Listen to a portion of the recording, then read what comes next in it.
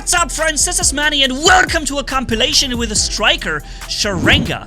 High-end instant kill damage potential on this thing, especially with a 4x onslaught reactor that we're utilizing on that Sharanga, should make some interesting gameplay, right? So let's jump right into that gameplay with this very pilot skill here as well and see what we can do. Now, another thing that you should of course know is that the Fulgur Tonans has also 800 meters range, but outperforms Striker by like 3 times or so, and that just shows how overpowered the range of Fulgur Tonans is if the Striker can do this here at 800 meters, okay? How is it possible that a weapon with the same range does 3 times as much? It just shows where our game designers have completely failed us in War Robots. It should not have more than 600 meters range, but be it as it may, let's have some fun with the Striker on the Sharanga, because we haven't seen that in a while. And look, when the Movements falls, he drops the stealth and I can hit him so hard, and I just did like 40% damage in one fully charged attack.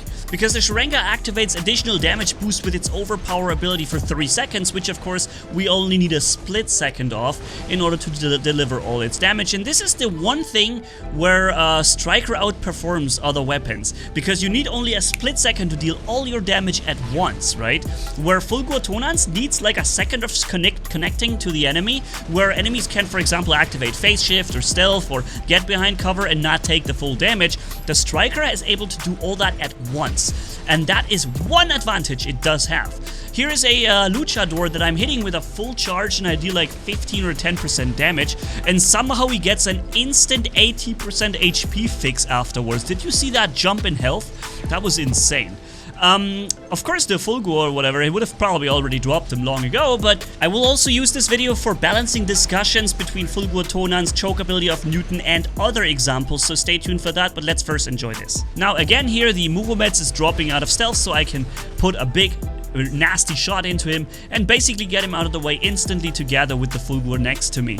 Here comes an enemy getting lifted by a Newton, but I see that he's using reflectors, so there's no point firing at that luchador, at least not with a weapon that, unlike Fulgur, doesn't have the ability to go through resistances and stuff like this. So if you fire at a resistant target with Striker, you basically do nothing. I hear a Scorpion attacking in the back, so I turn around, kill him, and leave our Newton Titan free to engage something else. And we're moving on. Now, as I said, ladies and gents, this is a compilation like I always do for you, not giving you anything boring in between, the topic only, and that is all you get. So we're walking towards the enemy base here. We're losing this match. Of course, I can't really capture beacons with the Striker Sharanga, it's not possible, but what I can do is do a lot of damage per hit, and that is definitely something I'll be doing. So we're capturing the beacon now, even though I just said it's not really my job, but I can try and do it in at least a certain way. Capturing the next one too, and then finding, from what the looks of it, might be a stealth robot, maybe probably a Loki, because he seemed to have been in stealth forever. He drops the stealth, boom, takes 1 hit and he's gone.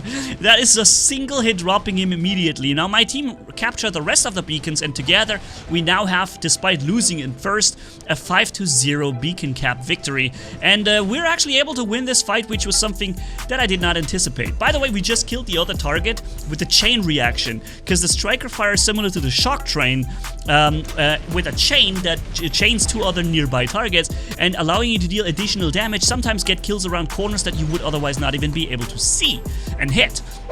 And so let's hop into Carrier. Again, 800 meters range, firing pop, pop, pop in sequence, leaving whatever target that was down there with no health whatsoever. Pretty interesting how quickly he died. There's another thing I'm trying to shoot, but the Sharanga, although pretty high with its weapons, didn't manage to shoot over that. This is where a flying robot would have come in very well. I wish I could have shown you this on the Ao Ming, but Pixonic never bothered including a light version of this weapon to the game.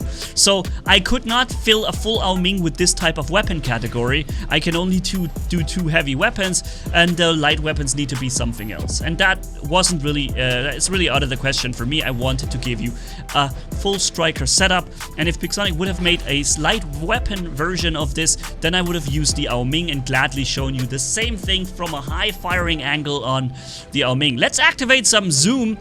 For sniping, it's a very useful tool. Obviously, this is not a built-in thing of the game. This is something I do in my post-editing for you here, but but it would be great if there would be some kind of sniper button or something, especially on the Sharanga. This could be something that the Sharanga has specially going for it, to activate a zoom when you try and snipe.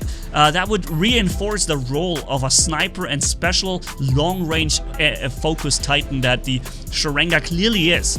Also, I should probably say the Sharanga timeout ability, I don't know exactly the name of it, where you time out somebody, put him in shift for 7 seconds or 6. It only has 350 meters range, and it always only had that. And let me tell you that this is fair. This ability shouldn't really last longer than 350 meters, or shouldn't have more range, because you can impact people capturing beacons, you can stall their ability use by just disabling them while they use it, and so on. It's a very strong ability, but you know what's even stronger of an ability? Is making somebody hover in mid-air for every single player on the map to shoot him freely. Basically also stalling his entire ability use, getting him one-shotted when he was supposed to be in cover, and so on. You remember what I'm referring to? The choke ability of the Newton. It is by far an upgraded and way more powerful version of the timeout that the Sharanga does, because the Sharanga timeout leaves you invincible during that time, whereas the choke leaves you vulnerable and stalls all your abilities at the same time. And that is really tremendously different, and yet somehow the Sharanga has 350 meters range only on his timeout, where the Newton gets 800 meters on the choke.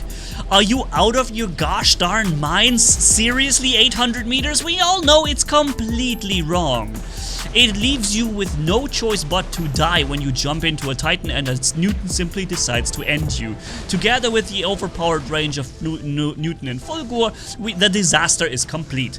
So, well, how long is this gonna happen? We all know it's wrong, we all know it's gonna get balanced, we all know the Newton choke ability will be 500 meters tops once this Pixonic finally decides to change things, and we all know that the new weapons as well as the choke ability gets less range later down the line, because it has to happen. It's alternativeless, because it was introduced too wrong as usual, and this is where it comes the problem for me. What I feel is that I find myself asking for nerfs for content that you guys have invested money probably in getting. So I find myself being guilty of making your player investments less valuable overnight, because I just don't know what else to do when it was introduced so wrong at first. And then I see that we idiot YouTubers were following Pixonic's playbook here by asking for these nerfs, and they can say, yeah, we're giving them what they want now that the sales were in, we nerfed the content, it's weak, and the new season is already tested on a test server and will come in too broken and overpowered, and the whole cycle starts again. Like, what the heck? And since appealing to their good conscience and spirit over so many years has changed nothing, the only option they leave me with is to say, ladies and gents, please stop investing.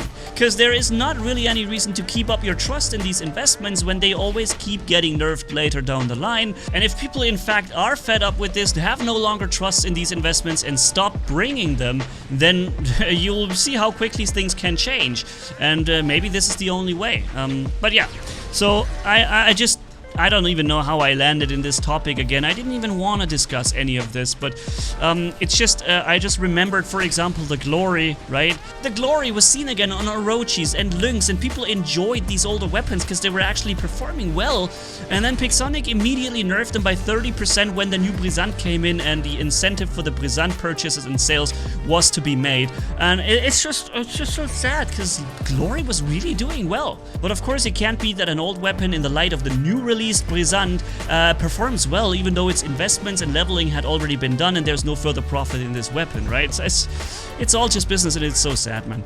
But yeah, let's just look at a little bit more of this footage here and leave the rest out of the way. I believe I said way too much again, and I didn't even, like I said, want to go into this topic. Let's just snipe this guy with a striker. Boom! One hit kill. So amazing how instant these kills can be with a striker. Even though, of course, you'll barely ever see somebody playing Striker nowadays because the weapon just has such terrible damage per minute over longer times. You still do a decent hit when you fire, but that's not good enough when you will have such long firing pause between the shots, and you'll basically suffer DPM loss due to the equipping of this weapon. And also, that will leave you pretty chances against, for example, luchadors. Or, wow, imagine a Rook with his physical shield. You will never be able to touch him at all. He's like completely invincible to you. It's such a crazy combination. I'm trying to find things to shoot. Everything either has a yellow shield now or it's a reflecting titan. So it's getting increasingly difficult here. I'm getting in 3 good shots from the striker into that lucha, who gets held up by a Newton. But I'm waiting out his reflector. I'm waiting. The reflector will die any second. There it is. Boom. I hit him. And he took like 5% damage from my reflector. Probably a double durability amp luchador with the full immunities running and kicking in right now, where you can really not, even with high-end brawling weapons, you can barely put a dent into him at this point. And the same, of course, even more so with these older strikers. But I'm not gonna stop. I'll do my 3% per shot, just trying to help out. And then I notice, whoa, we have a Capri coming in. Finally a target without a shield, which I would have to first work down. And in this case, I gladly take the Capri as my target, and with 2 shots kill him. Because like I said, the damage per shot is really good on this. So yeah, please excuse that this video has made this turn for negativity again. It's something I don't really want to do all the time, but it's just, I'm just me, and sometimes I can't help it. So yeah, thanks for watching, guys. Have a good one. Catch you in the next video. Manny signing off. Bye-bye.